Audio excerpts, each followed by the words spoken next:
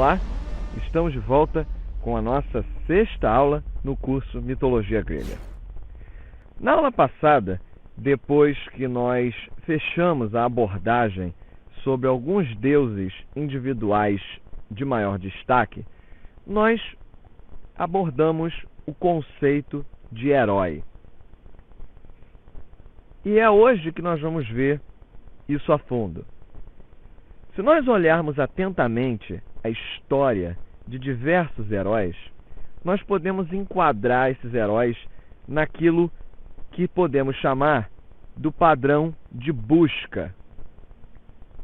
Busca no sentido de que o herói, motivado por alguma coisa, vai passar por diversas tribulações. Entre essas histórias, a história de Teseu é particularmente rica em temas míticos para nós. Teseu é um herói muito menos conhecido para nós do que Héracles, ou Hércules, como os romanos o chamavam, ou Jasão. Só que ele foi uma figura importantíssima para os atenienses, porque ele era tido como o lendário Sinoikistes, a palavra grega para unificador da Ática. Então, como Sinoikistes, unificador da Ática, Teseu era uma figura muito importante dentro da sociedade da Atenas clássica. Talvez em função da sua importância em Atenas, várias histórias vão girar ao redor de Teseu. E é difícil chegar a uma cronologia consistente das suas aventuras, em que ordem que aconteceu cada uma delas e qual seria o espaço-tempo entre essas aventuras. O nascimento, a infância e a adolescência de Teseu vão revelar elementos típicos do herói.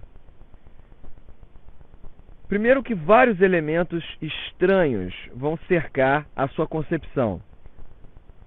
Um deles é o fato de que Teseu aparentemente tenha tido dois pais.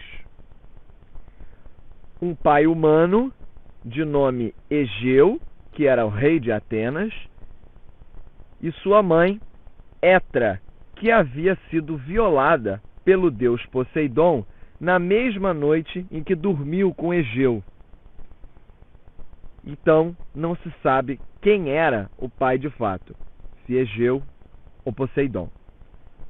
Isso explica como que ele podia ser um grande herói que ao mesmo tempo herdou o trono do pai, como o rei de Atenas, e também conseguia ser um herói, que é um ser humano de características extraordinárias. Egeu, então, rei de Atenas, vamos conhecer a história de como que ele herdou o trono do pai, deixou uma espada e sandálias embaixo de uma rocha com instruções bastante precisas de que o seu filho deveria vir até ele em Atenas quando fosse forte o suficiente para erguer aquela rocha e aí então herdar os bens do pai. Teseu inevitavelmente consegue erguer a pedra e parte então para Atenas. A jornada de Teseu até Atenas, para tomar de volta, para clamar aquele patrimônio para si, vai envolver uma série de encontros de Teseu com monstros. O encontro mais famoso deles, que nós vamos citar aqui, era o encontro com o monstro Procusto. Procusto tinha uma cama imensa na qual todas as pessoas eram forçados a caber. Se você se deitasse nessa cama pertencente ao monstro Procusto e você fosse grande demais, ele cortava as suas pernas. Se você fosse pequeno, ele esticava você de modo que coubesse exatamente no tamanho da cama. O que Teseu acaba fazendo em suas aventuras é encontrando e eliminando esses monstros, inclusive o próprio Procusto.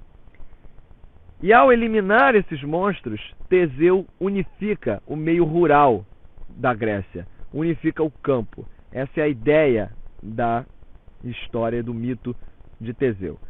Quando finalmente Teseu chega a Atenas, é recebido como hóspede por Egeu e pela sua atual esposa, Medeia.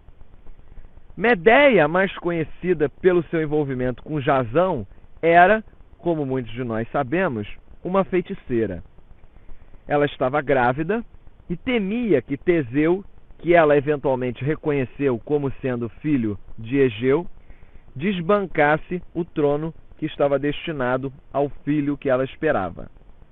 Ela então vai e persuade o pai, o rei Egeu, que o jovem hóspede planejava matar o menino que ela estava esperando e também uma trama para se vingar daquele rei de alguma maneira. E aí Egeu, diante daquela revelação de Medeia, decide concordar e envenenar Teseu. Só que durante o jantar, Teseu acabou desembainhando a sua espada para cortar a carne que estava sobre a mesa. E é nesse momento que Egeu reconhece o próprio filho, Teseu, através da espada, tudo isso a tempo de impedi-lo de beber aquele vinho envenenado que ele e Medeia haviam concordado em oferecer a ele. E é aí que lentamente começa a surgir a famosa história de Teseu e o Minotauro. Porque depois que ele foi reconhecido pelo pai, Teseu embarca numa aventura bastante perigosa, uma jornada até a ilha de Creta. Tudo isso no intuito de libertar Atenas do tributo que pagava todos os anos ao Minotauro, que vivia em Creta. O Minotauro era uma figura metade humana, metade touro, que se alimentava de carne humana.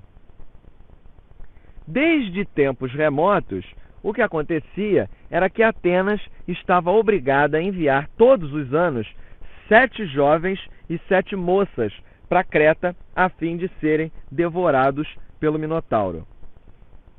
Isso porque lá atrás, no passado, Atenas e Creta entraram em guerra depois que o filho do rei Minos, de nome Androgeu, foi morto na Ática, ou por um grande touro que Egeu enviou para enfrentá-lo, ou por um jovem que o teria matado por ciúmes do seu porte atlético, do seu atletismo.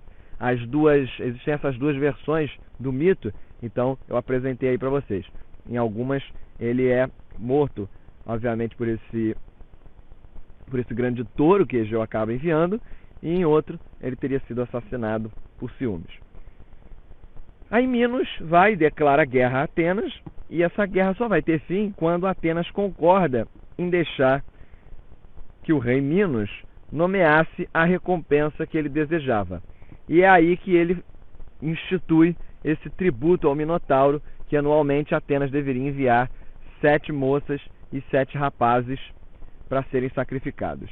Um parênteses interessante em relação a essa questão do tributo ao Minotauro é que quando eram oferecidas 7 moças e 7 rapazes, a ideia no mito é que esses jovens eram jovens de excelente saúde, jovens os mais belos que eles conseguissem encontrar, e que eles eram oferecidos para o Minotauro. Por que sempre de boa família, jovens, bonitos? Por uma razão simples. Quando se oferece algo aos deuses em sacrifício, você sempre oferece o melhor. Então essa é a ideia que jaz. Então anualmente esses jovens eram oferecidos como tributo ao Minotauro. Bom, e aí Teseu parte para Creta no intuito de pôr um ponto final a essa questão. As aventuras de Teseu em Creta, obviamente, são a parte mais famosa da história do herói Teseu. Primeiro que ele teria sido ajudado por uma mulher de nome Ariadne, que era filha do rei Minos. seguindo um padrão que se repete várias vezes no relato de histórias de heróis, aonde o herói é ajudado por uma jovem. Ariadne dá então a Teseu um novelo para que ele conseguisse sair depois que entrasse no labirinto. Ele, conforme fosse entrando no labirinto, ia desenrolando o novelo, e para que ele retornasse era só puxar aquele fio. Em troca, Teseu vai e concorda em levar Ariadne consigo quando ele partisse de Creta, fosse embora de Creta.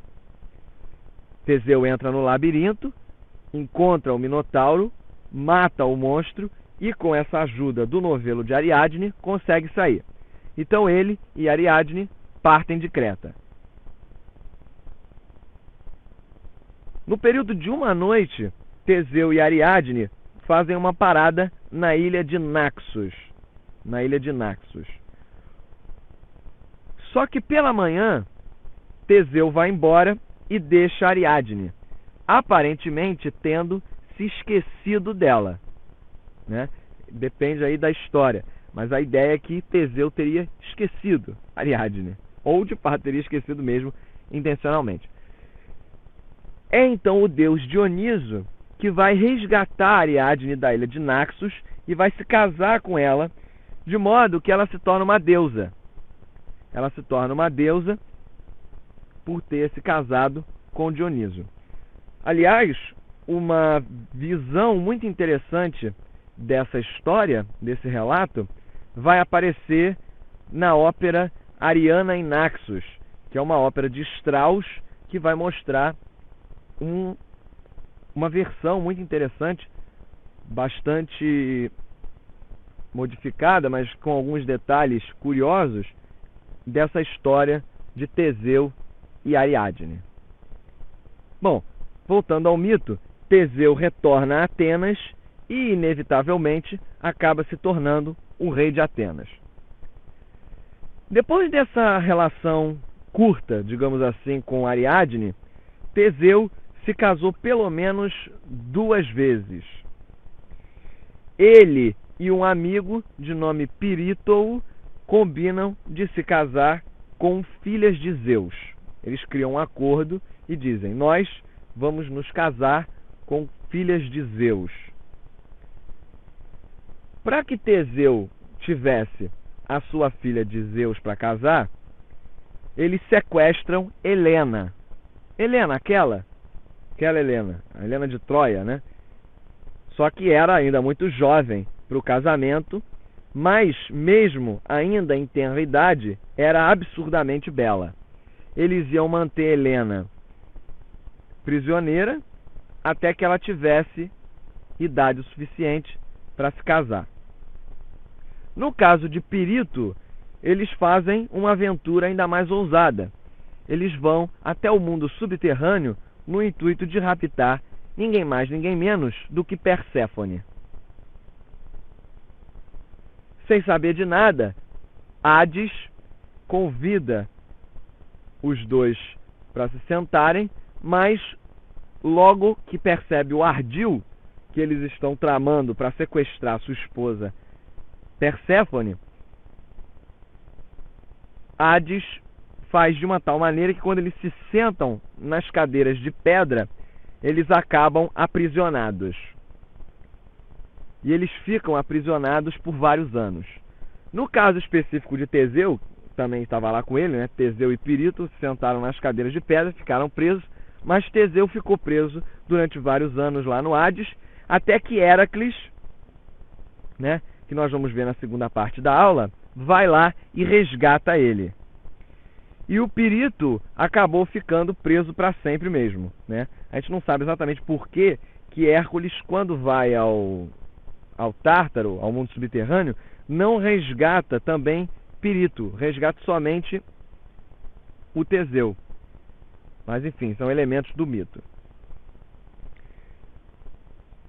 Teseu também desposou uma amazona de nome Antíope ou Hipólita. O nome pode variar, né? Pode ser tanto Antíope quanto Hipólita, dependendo da fonte na qual se lê a história de Teseu.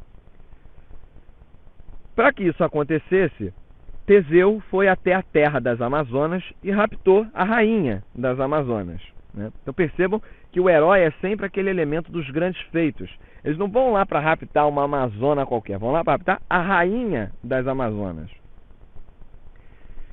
Como uma forma de retaliação, as Amazonas vão e sitiam a cidade de Atenas. O combate acontece, é travado, mas elas terminam derrotadas. E o fruto dessa união foi um menino de nome Hipólito. Hipólito. Bom, e finalmente nós temos Fedra, que é uma outra filha de Minos, com a mulher Pasífae, de Creta. Minos e Pasífae têm essa menina, Fedra, e Teseu se casa com ela. Esse casamento deu origem a 2 filhos, mas foi uma união que acabou de forma trágica. Isso porque Fedra, tomada de desejo por Afrodite, lembram-se que Afrodite era a personificação do furor da paixão sexual, então Fedra, dominada por Afrodite, dominada pelo desejo, se namora do próprio enteado Hipólito.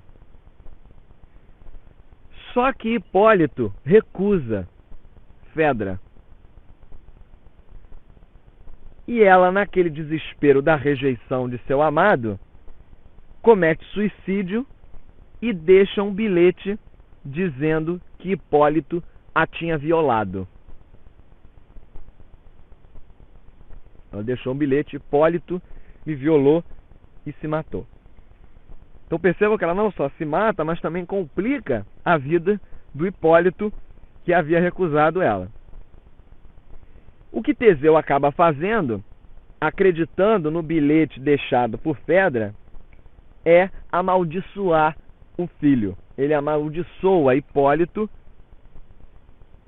e Hipólito acaba tendo uma morte muito trágica, porque ele morre arrastado pelos próprios cavalos.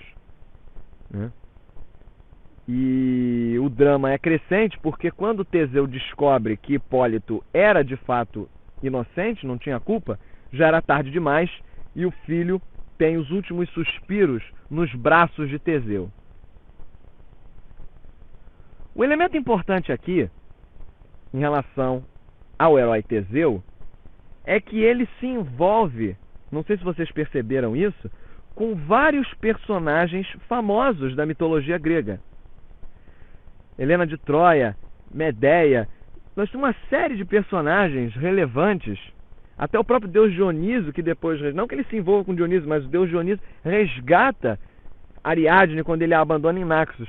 Então, quer dizer, isso cria um problema forte no estudo da mitologia grega, porque muitos desses deuses que Teseu encontra nas suas andanças, e muitos desses personagens, não são da geração dele.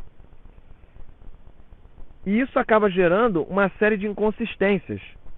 Porque, por exemplo, pega o caso de Helena de Troia. Se você for imaginar que Helena de Troia era muito jovem, né? Pela história, ela era muito jovem para se casar quando Teseu a raptou. Vamos supor que ela tivesse, digamos assim, 5, 6 anos.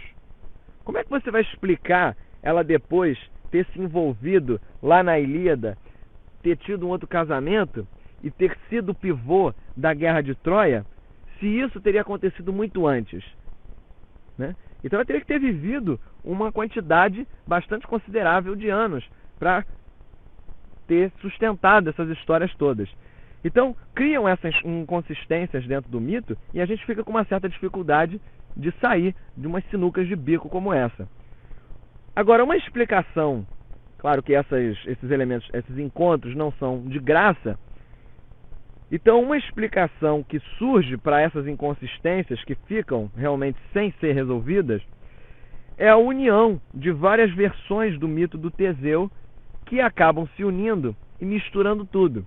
Então, o que ocorre é que você tem, às vezes, pequenos relatos, como se fossem contos, digamos assim, de Teseu, e que quando você vai tentar criar um relato coerente da vida do herói, essas histórias acabam se misturando de uma tal maneira que ficam esses buracos, essas inconsistências que dificultam sobremaneira o estudo da mitologia. Então Teseu é o nosso primeiro herói que nós avaliamos aqui no curso, mas que já mostra, primeiro, os elementos típicos que aparecem no herói, e segundo, essas inconsistências que o próprio mito acaba abarcando em função da sua natureza fluida. Na primeira parte da aula, conversamos sobre Teseu. Agora é a vez dele, o maior e mais famoso dos heróis gregos, Héracles. O Hércules dos romanos, como nós vimos. Héracles era filho de Zeus com uma mortal, como nós comentamos no começo do curso, de nome Alquimene. Diferente de muitos heróis que costumam ser associados com uma cidade em particular, Héracles era um herói pan-helênico, ou seja, invocado por toda a Grécia. Ele é mencionado em épicos, tragédias, na história mesmo, e em vários outros gêneros da literatura greco-romana. Mas em absolutamente nenhum lugar nós encontramos a sua história do início ao fim.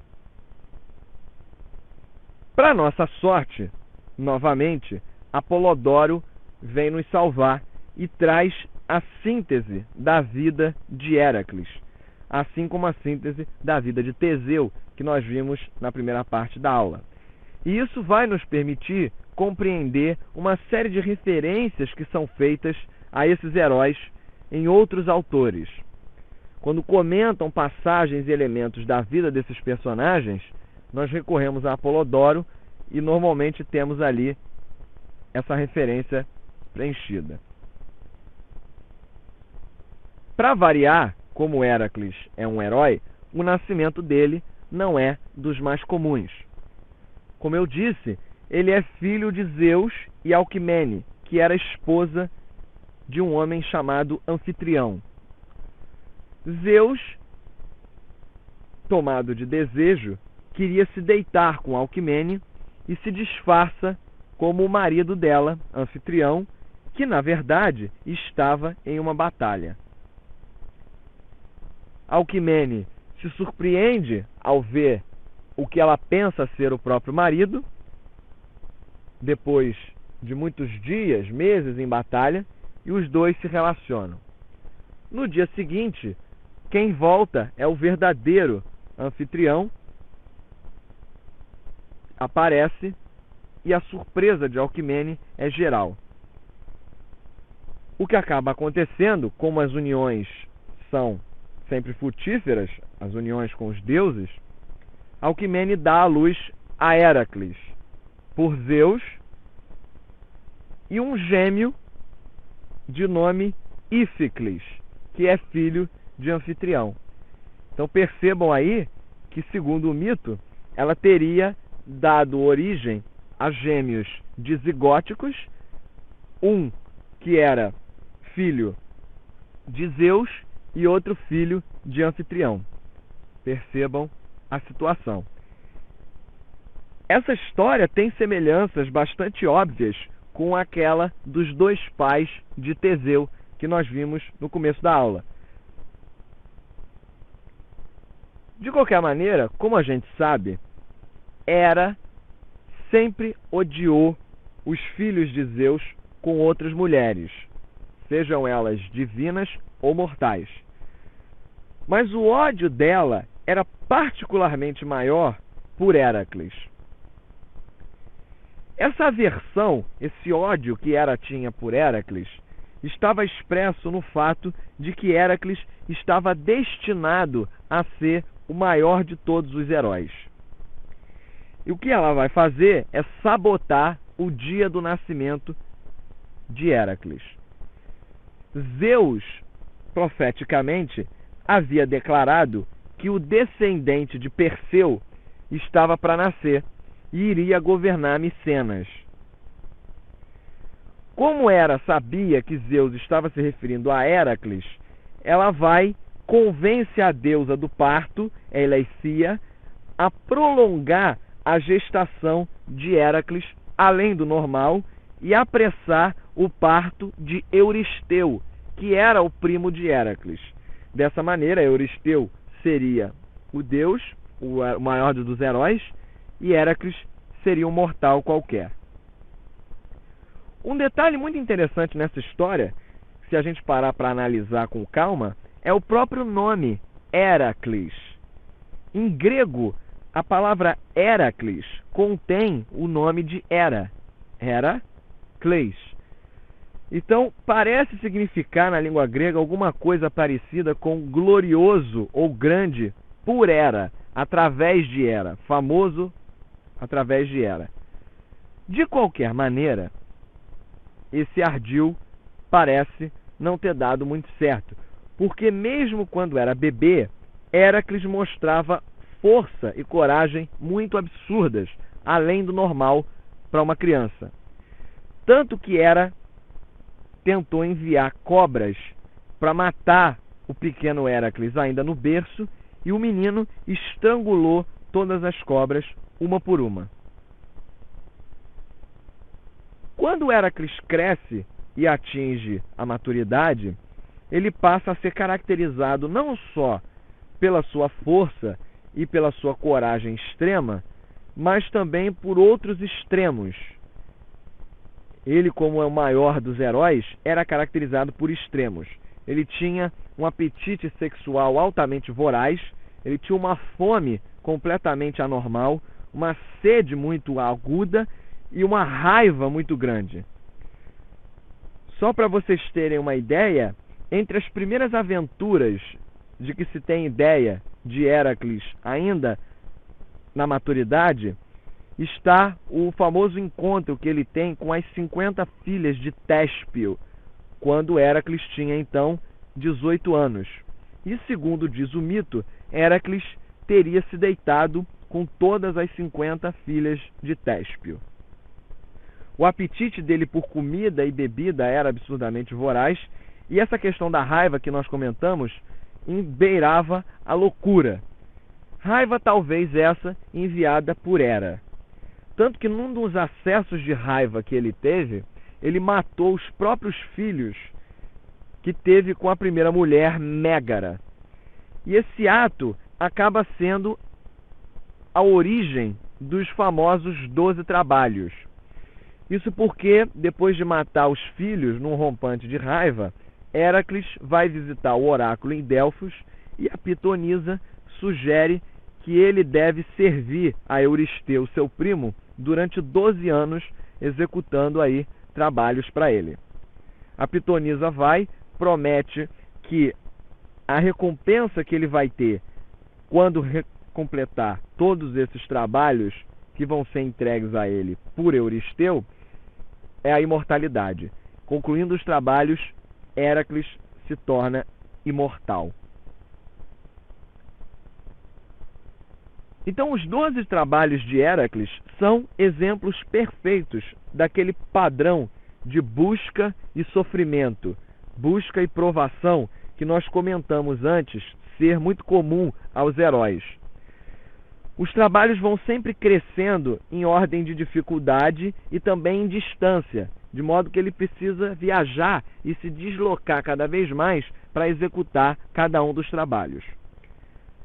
Além disso, se nós pensarmos nos feitos de Héracles, considerar cada um desses trabalhos, eles são completamente impossíveis de serem executados por homens comuns como nós. Então vamos olhar com calma esses trabalhos. Os 6 primeiros trabalhos de Héracles vão acontecer no próprio Peloponeso e vão envolver animais. Com exceção da Hidra, que nós já vamos comentar, esses animais não são monstros imaginários.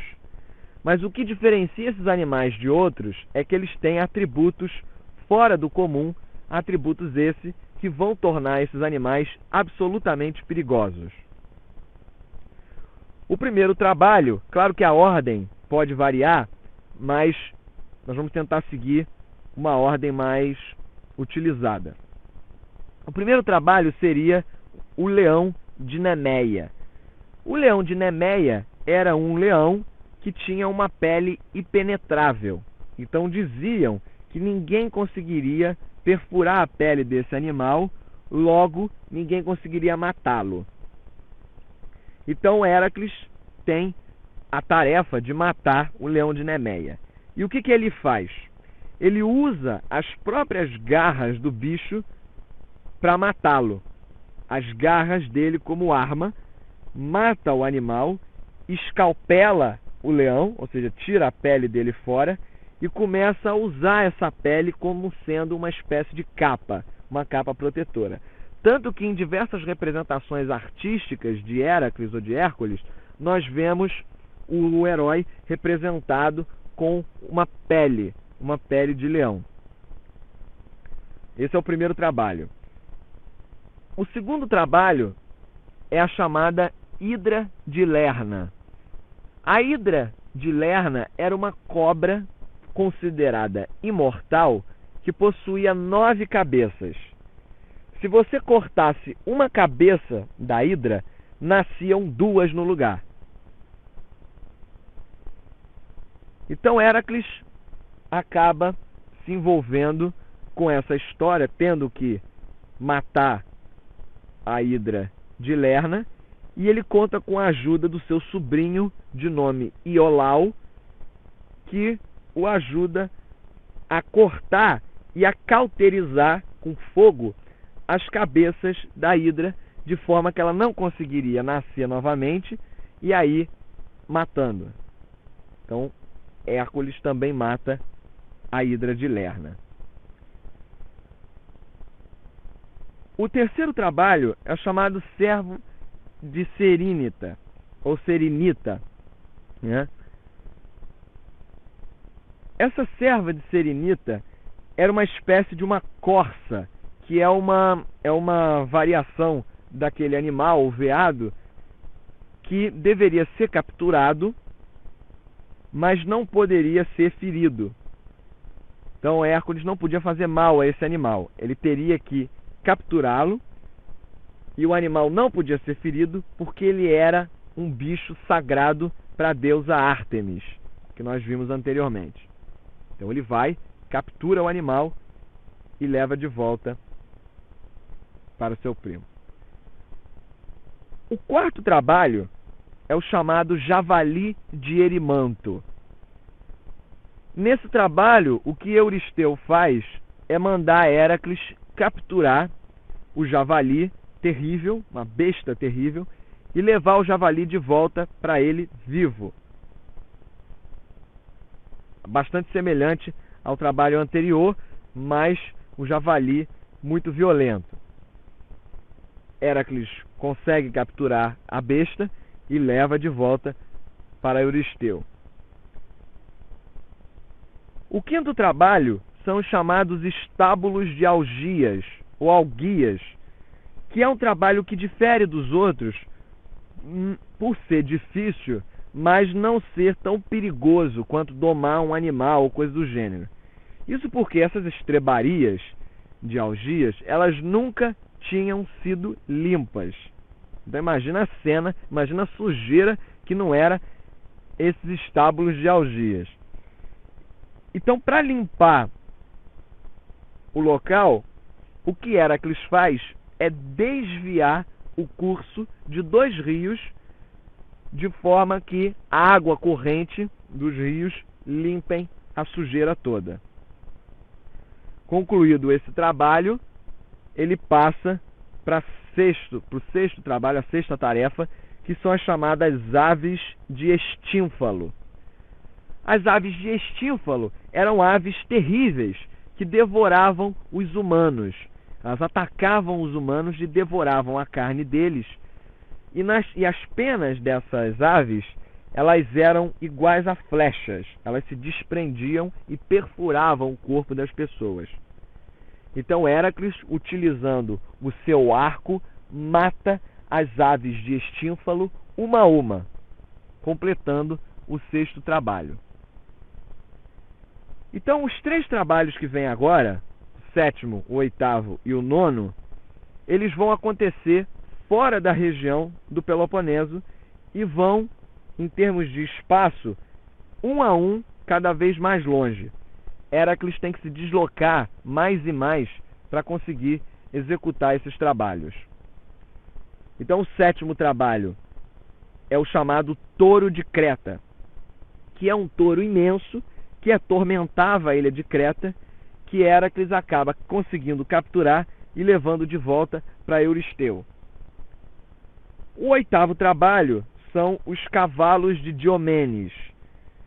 Os cavalos de Diomedes era um trabalho no qual Héracles tinha a tarefa de domar esses cavalos para que eles parassem de comer os seres humanos. Eles devoravam também os humanos e o que Héracles tinha que fazer era domá-los para evitar esse problema. O que ele consegue fazer, doma os cavalos, e antes de fazer com que esses animais parassem de devorar os seres humanos, ele entrega o próprio mestre, Diomedes, dono dos cavalos, às feras, como se fosse uma última refeição. Percebam que é novamente aquele elemento de que você não pode esperar uma certa bondade do herói. O herói é reconhecido pelos seus grandes feitos. O 9º trabalho é o chamado Cinturão de Hipólita. Como nós sabemos, Hipólita era a rainha das Amazonas. O trabalho que Héracles tinha era pegar o cinturão que Hipólita possuía e entregar para Euristeu. E ele vai e captura a rainha das Amazonas, remove o cinturão e leva de volta para Euristeu. Agora os trabalhos 10, 11 e 12, os 3 últimos, vão levar literalmente o nosso jovem Héracles aos confins do mundo. O 10º trabalho, chamado Os Rebanhos de Gerionte, é um trabalho onde esse animal, esse monstro de 3 corpos, de nome Gerionte, vivia no oeste longínquo, e Héracles deveria matar Gerionte e levar o rebanho que pertencia a ele de volta para Euristeu, o que eventualmente ele consegue fazer. O 11º trabalho são os chamados Pomos das Hespérides. Pomos das Hespérides. As Hespérides eram ninfas, filhas do deus Atlas. Lembra aquele deus que sustenta o mundo nos ombros? As filhas dele, ninfas, recebiam o nome de Hespérides. Então elas tinham uma árvore cheia de maçãs de ouro que ficavam guardadas por um dragão. E o que Héracles tinha que fazer era matar o dragão e pegar essas maçãs, esses pomos de ouro, e levá-los para Euristeu. O 12º trabalho é Cérbero. Nesse último trabalho, o que Héracles tinha que fazer era arranjar um encontro entre Cérbero e Euristeu, fazer com que Cérbero aparecesse para Euristeu. Então Héracles vai até o Hades, vai até o mundo subterrâneo, luta com o Cérbero, o cão porteiro dos infernos, né, do Hades, e aí ele arrasta o cão, Cérbero, e leva até Euristeu. Depois o cão volta ao Hades. O que muita gente não sabe é que Héracles possui várias aventuras além dos trabalhos, que são chamados de parerga. Parerga quer dizer para erga, ou seja, trabalhos paralelos. Então, nesses parerga, nós vamos encontrar outros feitos do nosso herói. Percebam que, diferentemente de outros heróis, no caso de Teseu, que nós observamos, Héracles não é um rei, nem muito menos um guerreiro. Então, a partir dos 12 trabalhos e a partir dos parerga, o que fica claro é que ele era um combatente de feras e de monstros. Héracles é, percebam vocês, um dos poucos seres humanos na mitologia grega a se tornar um deus.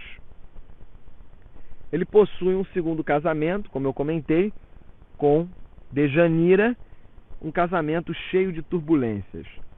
Antes de se casar com Dejanira, Héracles teve que derrotar o deus do rio, que tinha cabeça de touro. O nome desse deus era Aquelou. Aquelou é derrotado por Héracles antes do casamento dele com Dejanira. Quando Héracles ia para casa com Dejanira, o que acaba acontecendo é que o centauro Nesso tenta violentar Dejanira. E Héracles flecha o centauro com uma flecha embebida no veneno da Hidra de Lerna. Lembra a Hidra que ele matou? Então ele tinha essa flecha embebida no veneno da Hidra que ele lançou contra o centauro Nesso quando ele tentou violentar Dejanira. Enquanto o centauro morria, ele vira para Dejanira e diz o seguinte: olha, você toma o meu sangue, porque o sangue do centauro ele pode ser utilizado como uma poção do amor. Claro que era uma conversa lavada do centauro para se vingar do Héracles, mas Dejanira acredita na história e recolhe o sangue de Nesso e guarda para uma eventualidade na qual Héracles perdesse o amor por ela. Então os anos se passam e Héracles se apaixona por uma outra mulher. E Dejanira toma uma roupa que ela embebe no sangue do centauro Nesso. Como eu disse, aquilo tinha sido o último ardil, uma última artimanha do centauro, e essa roupa que Héracles recebeu embebida no sangue do centauro acaba queimando a carne dele por dentro. Uma queimadura diferente, ao invés de queimar por fora, queimava por dentro. Mas não matou o Héracles, só infligiu um sofrimento muito grande. Em meio àquela agonia, Héracles sobe numa pira funerária e ateia fogo em si mesmo. O interessante é que somente o corpo dele vai morrer. Então ele se torna imortal e vai ascender, tomar o seu lugar no Olimpo, e ele vai se casar com a deusa Hebe, que nós comentamos na nossa segunda aula. A deusa Hebe. Essa imortalidade, se nós pararmos para pensar, lembra a imortalidade de Demófon. Lembram de Demófon? Aquele menino que era colocado ao fogo para se tornar Deus? Então isso cria uma certa associação que permite a nós identificar que o fogo é um elemento necessário à imortalidade em alguma instância. Existe uma relação forte entre imortalidade e fogo. De qualquer maneira, a história de Héracles é uma história muito conhecida e que ainda hoje inspira muitas pessoas. E ele ficou considerado para a posteridade como sendo o maior dos deuses gregos.